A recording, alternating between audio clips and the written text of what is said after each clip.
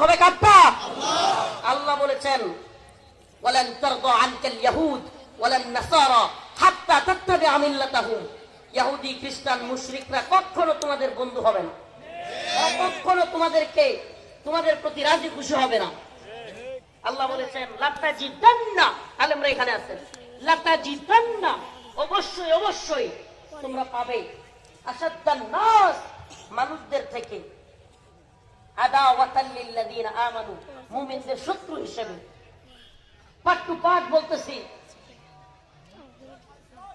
আল ইয়াহুদ ওয়াল্লাযিনা আশরাকু, ইহুদি এবং মুশরিকদেরকে আপনি দেখেন আল্লাহ পাক সেই 1500 বছর আগে প্রায় রাসূল সাল্লাল্লাহু আলাইহি সাল্লামের কাছে পাঠাইছেন। অথচ এখন দেখেন গোটা পৃথিবীতে মুসলিমদের সবচেয়ে বড় শত্রুতা কারা করতেছে? একটা ইহুদি। ইসরায়েলে কারা মারতেছে মুসলমানদের? ইহুদি। আরেকটা কাশ্মীর।